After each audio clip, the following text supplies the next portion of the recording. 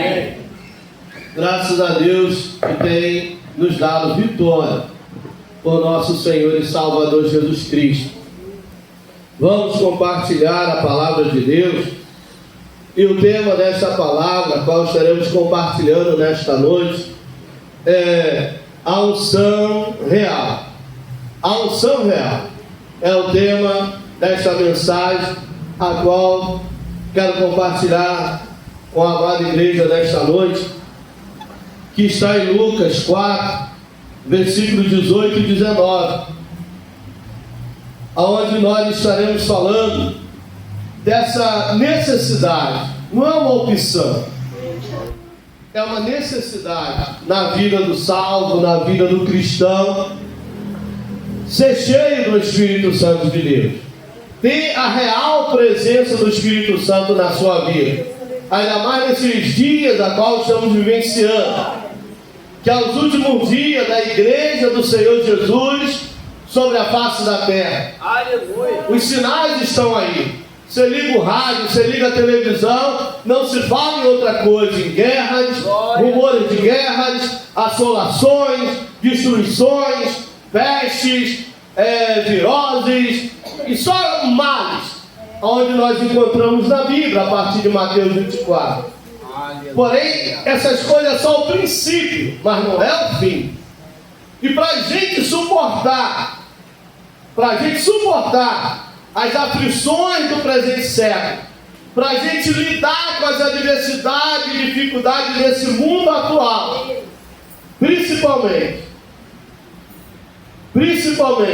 dentro da casa do Senhor, aonde a Bíblia diz que o amor de muitos esfriaria, e por aumentar a iniquidade lá fora, não, dentro, por aumentar a iniquidade, pecado consciente e deliberado. Eu sei que eu errado, eu sei que eu não devo, eu sei que não é para ser assim, mas e daí? Deus sabe, todo mundo vai, todo mundo fala, todo mundo faz. Minha carne é fraca, eu sou da igreja, mas não sei o quê. Não, o pastor fala lá porque é a obrigação dele falar. Eu vivo se eu quiser, eu pratico se eu quiser, eu obedeço se eu bem entender. O pastor manda na igreja, mas quem manda em mim, na minha vida, na minha casa sou eu. É o mundo que nós estamos vivendo hoje, onde os crentes de hoje, não estou generalizando, tá? Mas na grande maioria são amantes de si mesmos, são soberbos, prepotentes, egoístas, cheios de autolatria. Autolatria, o que é autolatria? É idolatrar a si mesmo. Os crentes idolatrando a si mesmo, sem nenhum temor a Deus, mentindo, enganando, trapaceando. É os crentes de hoje. Conhece a Bíblia não para viver, não para praticar, muito menos para obedecer, mas para tirar proveito dela, para se promover na palavra de Deus, no nome de Jesus. Estou preocupado com o nome de Jesus, não estou preocupado em glorificar a Deus, não estou preocupado em ganhar almas para Cristo. Eu postei lá sobre o trabalho, né? Muitas pessoas que ajudavam por vários motivos, pararam de contribuir, mas a necessidade só aumenta. E eu pedi oração, né, para que os irmãos orem por essa obra, porque não é minha, é obra de Deus, para que orem por essa obra. Se puder, contribua com essa obra. Aí você vê o povo, não, a obra de Deus é para fazer sem mostrar. O que a mão direita faz, a esquerda não precisa saber, mas não faz nem com a direita nem com a esquerda. E aí? E a gente não fala para mostrar, para aparecer, a gente fala para que as pessoas sejam tocadas pelo Espírito de Deus, se compadeçam e queiram também ser participante, porque a obra não é de homem, a obra é de Deus. Mateus diz: eu tive fome e me deste de comer, tive sede e me deste de beber. Quando é que tivemos com fome e com sede e não fizemos isso? Quando não fizesse a um desses meus pequeninos. Olha lá os pequeninos lá do Senhor. O irmão mandou mensagem e disse: pastor, obrigado pela oferta que mandou, eu vou comprar macarrão, tá? Eu vou comprar espaguete, eu vou comprar espaguete. Comprou, fez um vídeo lá com 3 panelas cheias só de macarrão e vou alimentar as crianças. E foi o que eles comeram, macarrão puro, e dando glória a Deus, louvando a Deus. Fizeram uma festa, porque tinha macarrão para comer. E amanhã? Amanhã a gente não sabe o que vai ter. Ah, pastor, por que eles não trabalham? Não é por falta de querer, não. É por falta de emprego mesmo. Que 4 horas da manhã eles já estão na rua, andando de um lado para o outro, com enxada nas costas, pedindo para capinar, pedindo para trocar para ganhar dinheiro, para levar comida para dentro de casa. Eles não querem. Se falar, você quer um trabalho ou quer dinheiro? Eles preferem o trabalho. Eles querem trabalhar. Você vê que quando o pastor está fazendo a obra lá na igreja, rapidinho. Por quê? Porque os irmãos chegam 4 horas da manhã, 5 horas, quando é meio-dia ele já está me mandando um vídeo. Já embolsamos a parede toda. Ué, mas não começou hoje? Sim. Aqui a gente começa cedo, porque lá clareia cedo. Lá 5 horas, 4h30 já está clareando, 5 horas já está claro. Lá escurece cedo e clareia cedo. Então os irmãos, quando tem um trabalho, vocês têm que ver a felicidade deles, quando arrumam alguma coisa para fazer. Eles falam, pastor, a gente não quer estar pedindo nada a ninguém, a gente não quer ficar ser dependente de ninguém, a gente quer trabalhar, só que falta. Por causa das guerras civis, por causa dos ataques terroristas, as empresas tentam instalar, lá tenta se instalar lá. Aí vem os terroristas, destrói tudo, igual ano passado, retrasado, acabou com tudo, as empresas vão embora, não vai gastar dinheiro e depois, entendeu? Então é um país, irmãos, que ainda, né, está debaixo desse jugo. Mas eu louvo a Deus, com toda dificuldade, com toda necessidade, ao povo que adora a Deus em espírito e em verdade. Aleluia! Então é isso, vocês não sabem que eu escuto, meu Deus! E não é de ímpio não, de crente.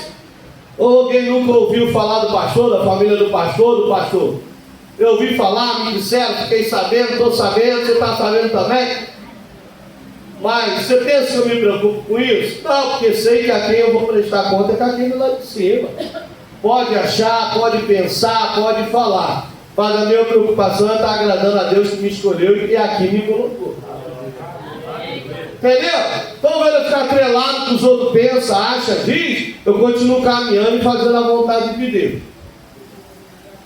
E criança, jovem, adolescente sendo alimentado, aprendendo a palavra, glorificando a Deus, servindo a Deus.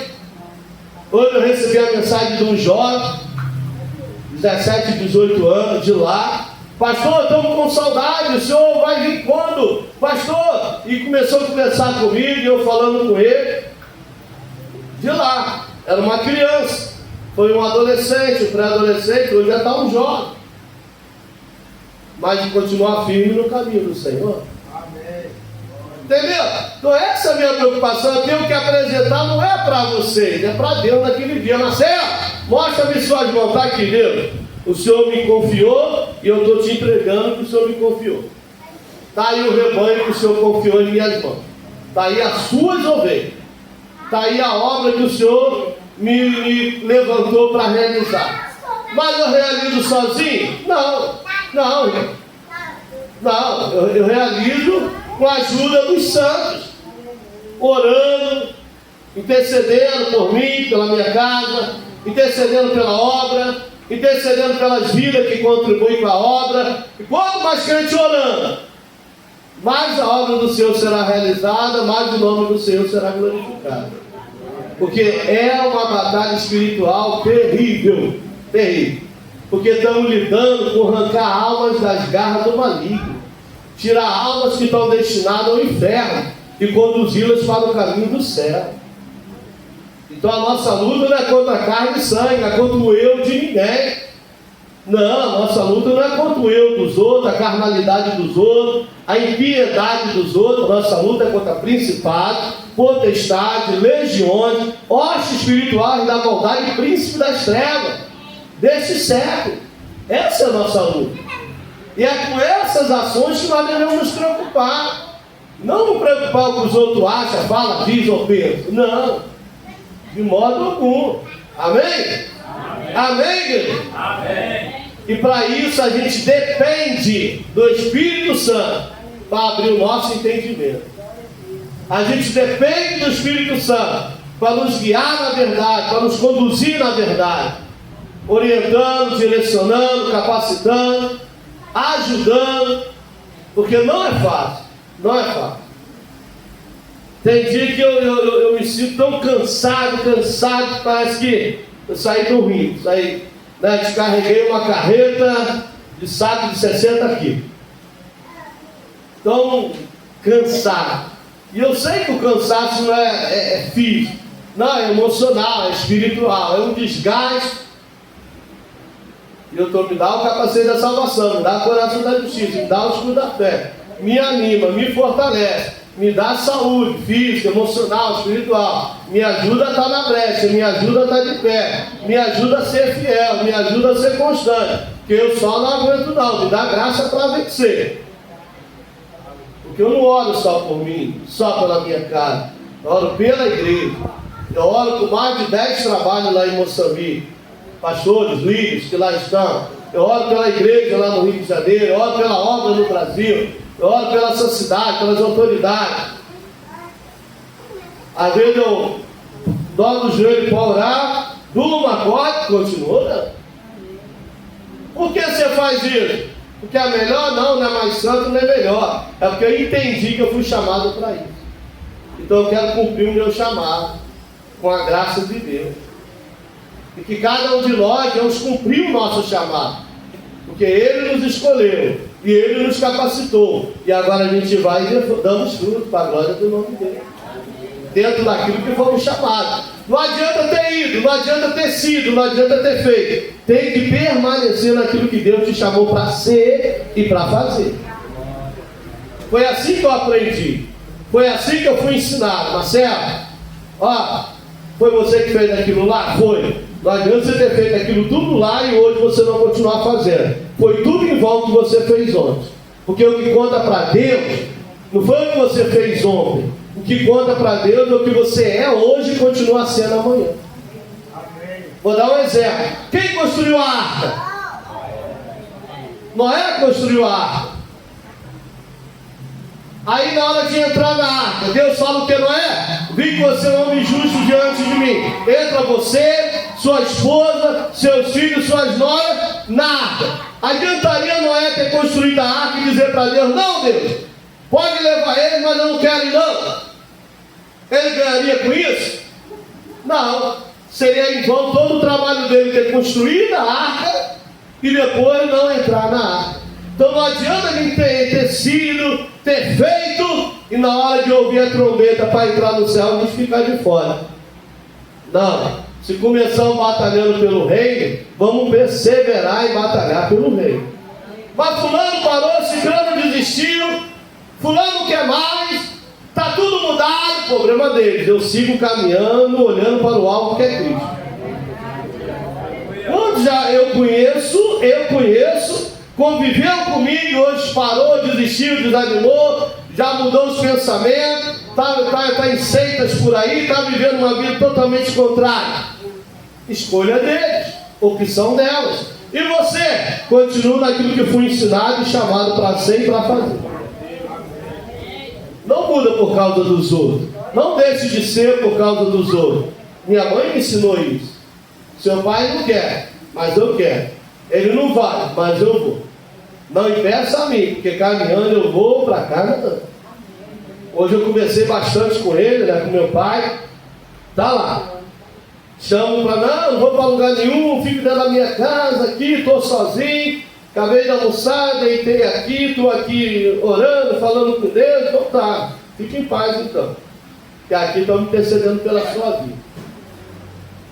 Entendeu? Então, irmãos, em nome de Jesus, vamos atentar para a palavra de Deus, que se refere à capacitação e presença do Espírito Santo na vida dos crentes. Unção e capacitação.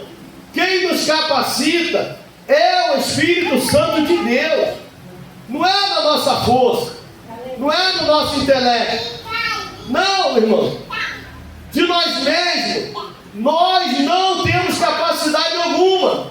Segundo a Bíblia, quem foi o homem mais forte da terra? Sansão. Mas o que consentia a sua força? O Espírito Santo. A Bíblia diz que o Espírito do Senhor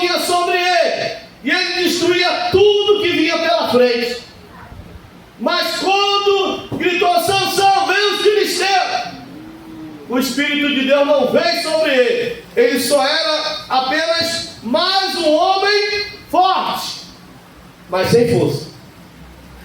Aprenda isso, mas sem força. Você pode ser forte, né? Você pode ser forte, fisicamente. Ó, fulano é bombado, viu lá o músculo dele? Falaram, ó. Não. Você pode ser forte, mas a força não. Não confunda ser forte com ter força. Porque se tratando do reino espiritual, a nossa força vem do alto. Vou te dar um exemplo. Um fortão, Golias, segundo consta, quase 3 metros de altura. Campeão de guerra, ninguém nunca tinha ganhado Golias. Quem era o homem mais forte da época? Golias. Aí vai o forte, Golias, e o magrinho, fraquinho, Davi. Golias zomba, olhou para ele. É isso aí que vocês têm para me enfrentar? Eu sou algum cão para que tu venha a mim com pau, com pedra? Quem era o forte? Quem era o forte? Golias. Aí o menino pega uma pedra, o adolescente pega uma pedra, pega uma funda e roda. Vá! Atirou a testa e derrubou o gigante. Por quê? Porque o menino magrinho, ele era magro, era pequeno, não era forte, mas ele estava na força do Senhor. Aleluia. E na força do Senhor, ele derrubou o forte. Na força do Senhor, nós somos mais do que vencedores. Na força do Senhor, cai 1000 ao nosso lado, 10.000 à nossa direita, e nós não somos atingidos. Por quê? Porque não estamos na nossa própria força, na nossa própria capacidade, no nosso próprio intelecto, mas caminhamos na força do Senhor. Aleluia! Então, não se preocupe com forte, não, mas se preocupe em ter força. Glória a Deus. Revestimos de toda a armadura de Deus, e depois ficar firme contra as lutas ciladas.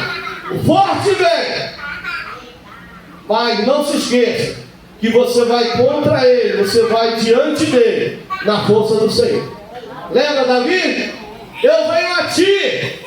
O que ele estava olhando para Davi. Aí Davi, eu venho a ti no nome do Senhor dos Exércitos, o Deus de Israel, a quem tu tens afrontado. E vá, e lá vai o gigante por terra. Ele desprezou Davi, ele humilhou Davi, ele desfez de Davi, mas ele não sabia que ele estava olhando um jovem, né? Magrinho, aos olhos dele, fraco, incapaz de vencê-lo, eram os olhos dele.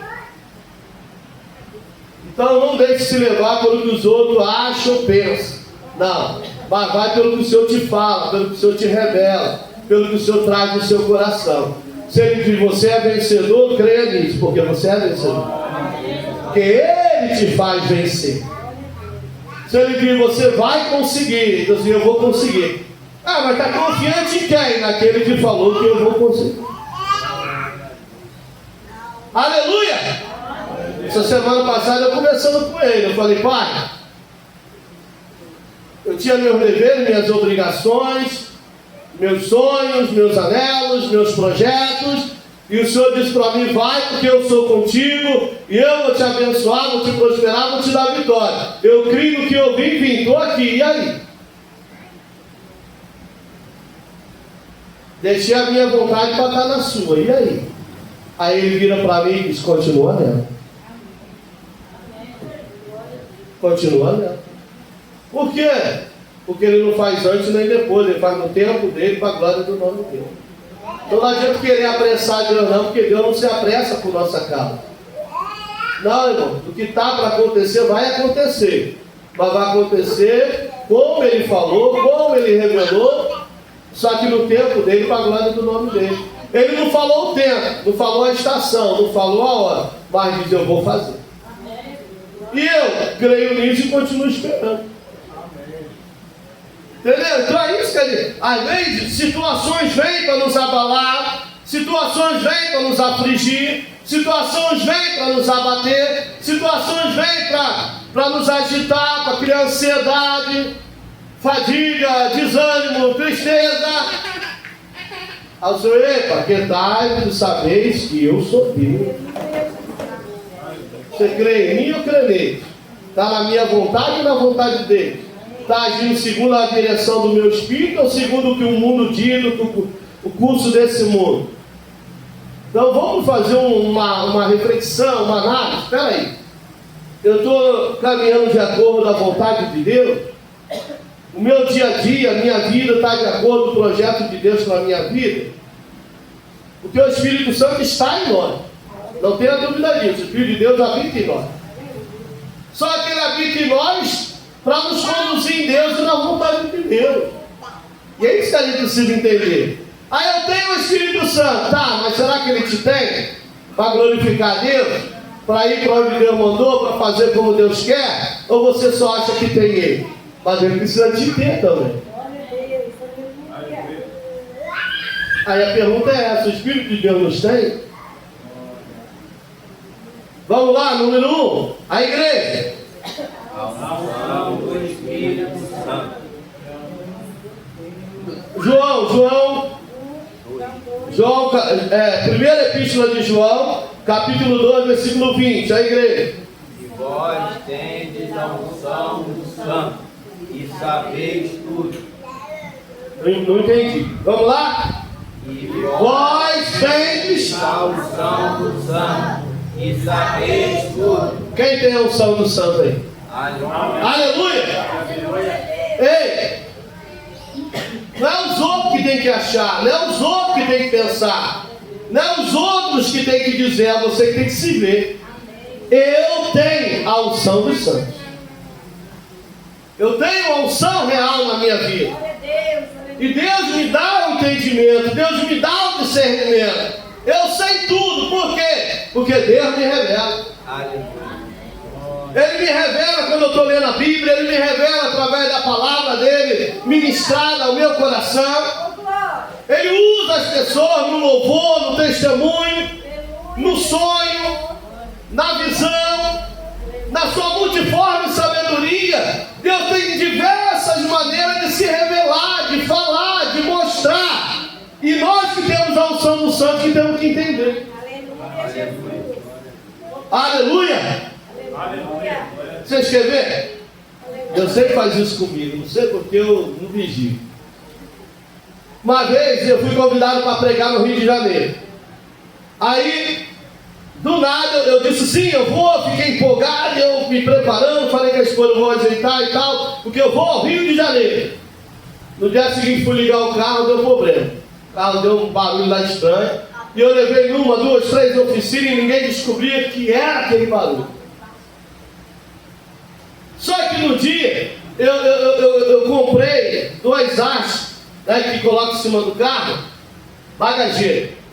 2, aí coloquei e tal. E eu saí com o carro e falei, que barulho é esse? Aí levei 3, 4 oficinas, vamos dar uma volta. Não sei que barulho, deve ser motor. Acho que esse carro quer bater motor. Misericórdia. Aí nada, e ninguém descobria. E eu chegando o dia, aí eu, Deus, fala comigo. Eu me precipitei, falei com o irmão que eu ia, mas não perguntei ao Senhor se era a tua vontade, se era o tempo. É o tempo de eu ir, é a tua vontade que eu vá? Me faz entender. Aí meu coração fechou, falei, não é para mim. Irmão, me perdoa, eu estou com problema no carro, ainda que eu vá de ônibus, mas eu entendi que não é tempo de eu ir, não é a vontade de Deus que eu vá, obrigado por me convidar, mas eu não vou. Tá, amém, irmão? A gente entende e tal, você está numa grande obra aí e tal. Né? Eu estava com trabalho no Sarandi quarta-feira, segunda, sexta no municipal, e né, no CRAI. Eu ia largar tudo para ir para lá para atender a vontade dele, sendo que não era a vontade dele. Amém, não fui. O que aconteceu? Falei com ele num dia, vamos supor, fosse hoje, terça-feira. Na quarta-feira eu pego o carro e falei, eu vou levar na oficina que tem ali perto. Quando a gente ia para o hospital municipal, aí tem um sinaleiro, na esquina tem uma oficina quando entra. Aí fui lá. Não, a gente ia no hospital municipal, eu falei com o irmão no domingo. Na segunda a gente foi para o hospital municipal. Aí parei lá. Aí expliquei pro homem, falei, olha só, eu já fui em umas 4 oficinas e ninguém descobre qual é o problema desse carro. Começa a andar e começa a fazer um barulho estranho e o barulho vai aumentando de acordo com a velocidade. Aí ele falou, entra aí, vamos dar uma volta. Aí pegamos ali, subimos e tal, né? Aí nada e o barulho